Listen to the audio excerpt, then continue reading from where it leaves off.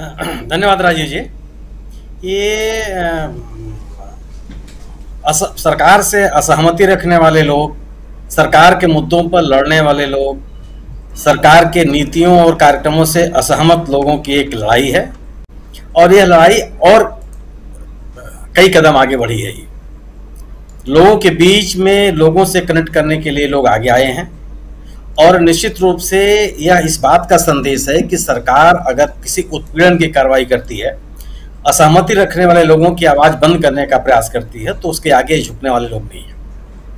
जो जिस तरीके से राहुल गांधी ने लोकसभा सचिवालय के आदेश का पालन किया है अपने मकान को खाली करने के लिए, यह इस सरकार के ऊपर कामकाज के ऊपर एक बड़ी टिप्पणी है कि एक ऐसा नेता जिसके तमाम तरह के सुरक्षा संबंधी कारण हैं और भारत की सरकार उसको लेकर के अपेक्षा की जाती है कि उसको सतर्क भी रहे, ऐसे नेता को इस तरह से बेघर कर दिया जाना, ये इसका संदेश मुझे लगता है कि आम लोगों के बीच में बहुत अच्छा नहीं गया।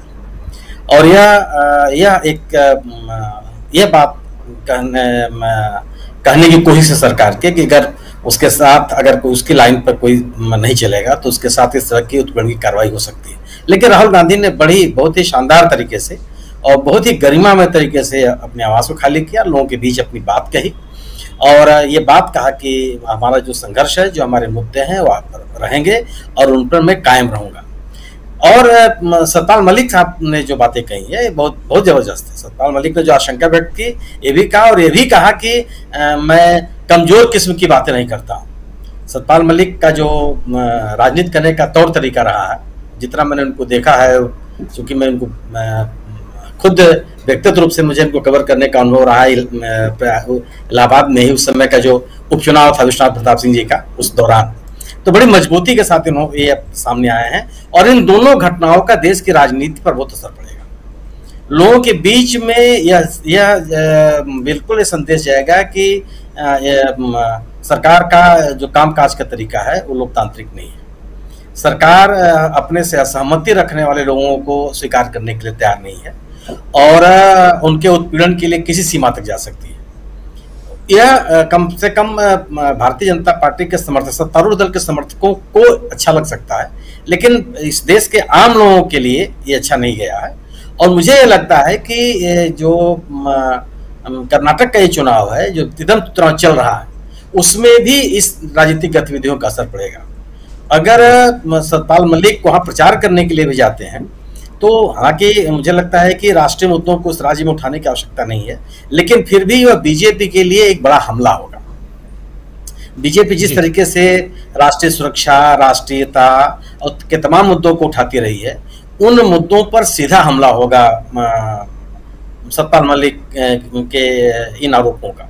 मुझे लगता है कि भारतीय जनता पार्टी के ऊपर ये दोनों घटनाओं का बहुत ही व्यापक असर पड़ेगा और जो विरोध के लोग हैं उनको ताकत मिलेगी। जी बिल्कुल बिल्कुल। विशेषता यह है कि जो वह पिछले कई सालों से कह रहे हैं वह लगातार कह रहे हैं।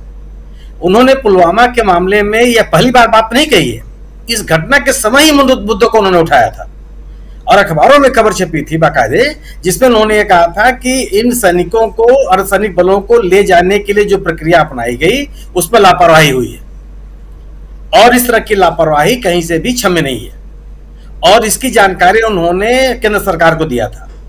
नई बात कर उन्होंने ये कही कि जब उन्होंने प्रधानमंत्री से बात कही तो प्रधानमंत्री जी ने कहा कि आप इस मामले पर चुप रहिए, लेकिन उस पूरे घटनाक्रम में उन्होंने कहीं इस बात को उस समय से लगातार कहते चले आ रहे हैं। यह है कि उस 2019 के दौरान यह बात सुनी नहीं गई क्योंकि एकदम राष्ट्रीयता का मुद्दा बड़े उफान पे था। उसी तरह से जो बीमा वाले भ्रष्टाचार की बात भी उस दौरान भी उन्होंने कही थी, उसमें भी उन्होंने आरएसएस के नेता के ऊपर आरोप लगाए थे कि मेरे ऊपर यह दबाव था कि उस फाइल के निस्तारण के लिए। तो इन दोनों नेताओं ने, राहुल गांधी ने भी जो सरकार के ऊपर हमले किए, सरकार के ऊपर हमलों को कभी राहुल गांधी ने ढीला नहीं किया, अपने मुद्दों को कम नहीं किया, बल्कि उन मुद्दों पे और चीजें उसका वैल्यू एडिशन करते गए और उसको उन्होंने गंभीर बना दिया।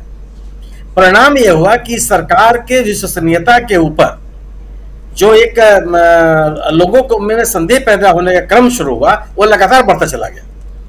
यह सरकार जो अपने आप को यह मान के चल रही थी कि इसका कोई विकल्प नहीं है, यह सत्तारूढ़ दल जो यह मान के चल रहा था कि यह पराजय है, इसका पूरा का पूरा ढांचा बिखरता हुआ नजर आया। आज स्थिति यह है कर्नाटक में कि जिस नेता को आपने पार्टी से निकाल दिया, जिस नेता को आपने सरकार से निकाल दिया था, उससे बात करने के लिए आप मजबूर हो रहे हैं। पूरी की पूरी केंद्र की सरकार वहां डेरा डाले हुए है कर्नाटक में, और कोई भी नारा आपका चल नहीं रहा है वहां। कहीं सरकार की उपलब्धियों के बारे में कुछ भी आप कहने की स्थिति में नहीं है, और जो विपक्ष है वो लगातार आपके ऊपर आक्रामक है। गोया कि जो राष्ट्रीयता का नारा था, जो राष्ट्रवाद का नारा था, जो हिंदुत्व का नारा था, इन सभी नारों पर विपक्ष के लोगों ने सवाल खड़े किए, और आम लोगों ने उसको ध्यान से सुना, और जहां कहीं भी यह बात कही जा रही है, लोग उनको सुनने के लिए सामने आ रहे हैं। किसानों का, खाप पंचायतों का मलिक साहब के पक्ष में इतनी बड़ी संख्या में पक्ष में आना, ये सामान्य बात नहीं है। किसान मोर्चा के लोगों ने, संयुक्त किसान मोर्चा के लोग मलिक साहब के साथ आए और उन्होंने अपना समर्थन व्यक्त किया। सवाल केवल यह है कि जो ताना बाना भारतीय जनता पार्टी ने बनाने की कोशिश की थी 2019 के बाद से और 2024 के चुनाव के पहले भी, वो सब बिखर गया, और इनमें इन दोनों नेताओं की बड़ी भूमिका है। इसलिए राहुल गांधी ने जो अपना मकान खाली करने का एक बड़प्पन दिखाया है, ये लोगों को बहुत आकर्षित करेगा। सही बात है प्रसाद जी ने जो कई बात कही कि मकान को बनाए रखने के लोग क्या क्या नहीं कर दे रहे हैं। सरकार के स्तुति गान से लेकर के अदालतों के शरण तक जाने में और तमाम तरह की कहानियां बनाने में, और इसके विरोध में राहुल गांधी ने सम्मानपूर्वक चाबी सौंप दी, और सार्वजनिक रूप से पब्लिक डोमेन में चाबी सौंप दिया राज्य संपत्ति विभाग के लोगों को या लोकसभा सचिवालय के लोगों को। तो एक बड़ा आदर्श कायम किया है, और यह मुझे लगता है कि तमाम लोगों को यह बात अच्छी लगेगी। तमाम लोगों को लगेगा कि कम से कम नैतिकता के साथ राजनीति करने वाले लोग हैं।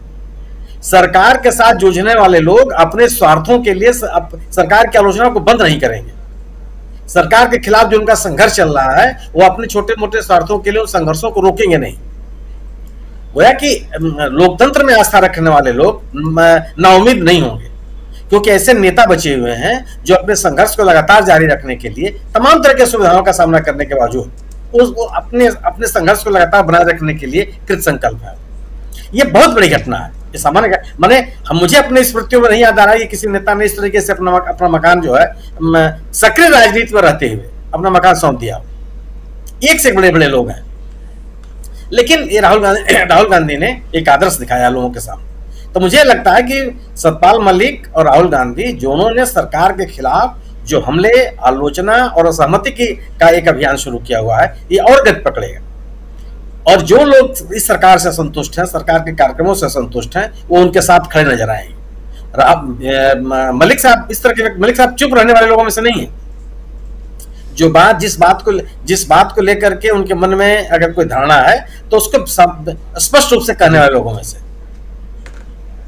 और मुझे लगता है कि बात अभी आगे तक जाएगी। 2024 का चुनाव भारतीय जनता पार्टी के लिए बहुत महंगा साबित होगा। जी जी जी संजय जी, देखिए भ्रष्टाचार की बात हो रही है।